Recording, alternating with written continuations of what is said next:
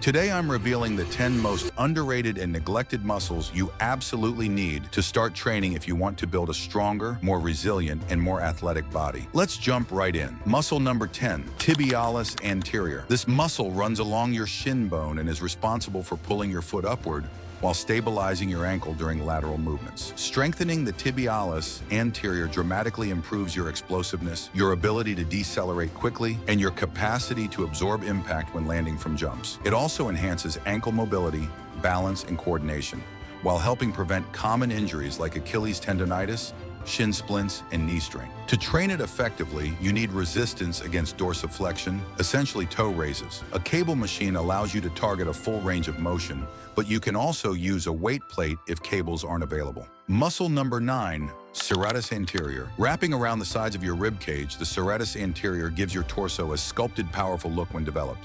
Beyond aesthetics, this muscle is critical for shoulder health. Weakness here is a leading cause of shoulder injuries and winged scapula. A strong serratus anterior is essential for overhead movement, posture improvement, and reducing neck and back pain. Unlike pressing exercises, which only activate it indirectly, you need to train its 3 key functions directly: scapular protraction, scapular abduction, scapular upward rotation. These can be performed with cables, dumbbells, or bodyweight variations.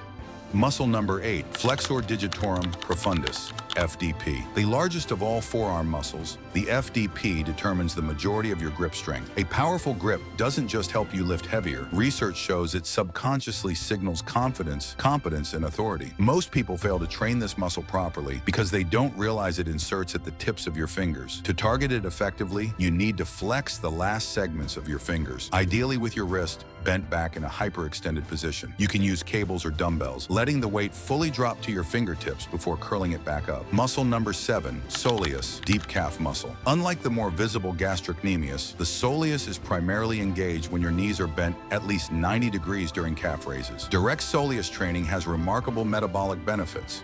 One recent study showed it can boost whole body fat metabolism by up to 300% for hours after training, far beyond what any drug can do. To develop the soleus, perform high volume, slow tempo reps with bent knee calf raises using machines, free weights, or body weight. Muscle number 6, Teres Minor. One of the 4 rotator cuff muscles, the Teres Minor stabilizes your shoulder during movement. Weakness here is the single most common cause of rotator cuff tears. To strengthen it, you must perform external rotations with your arm raised to the side. This can be done with free weights or cables. Building up your Teres Minor isn't optional.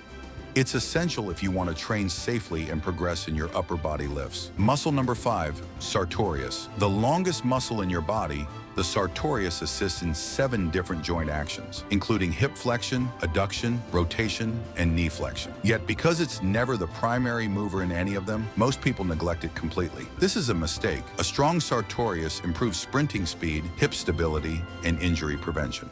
To target it effectively, you need to combine multiple movements at once. An example is the hacky sack exercise, which combines hip flexion, adduction, external rotation, knee flexion, and anterior pelvic tilt all in one motion. Muscle number 4, Erector Spinae. These muscles run along your spine and allow it to bend and extend. Ironically, by always keeping your back straight during lifts, you never fully train them, which can lead to weakness, stiffness, and increased injury risk. Movements like the Jefferson curl, where you slowly roll down one vertebra at a time, are crucial to developing strength and mobility in your Erector Spinae. Start with very light or no weight and progress gradually to avoid strain. Muscle number 3, Gluteus Medius. While most people train the gluteus maximus, the gluteus medius, the main stabilizer during side-to-side movement, is often ignored. This muscle plays a critical role in hip and knee stability. Weak gluteus medius increases your risk of injury during lateral movement or running. To test it, try standing on one leg without letting your opposite hip drop. To train it, combine hip abduction and external rotation using cables, free weights, resistance bands, or specialized machines. Muscle number 2, deep neck flexors. Modern lifestyles spent hunched over screens lead to shortened and weak neck flexors, resulting in tech neck, misalignment, headaches, and chronic pain.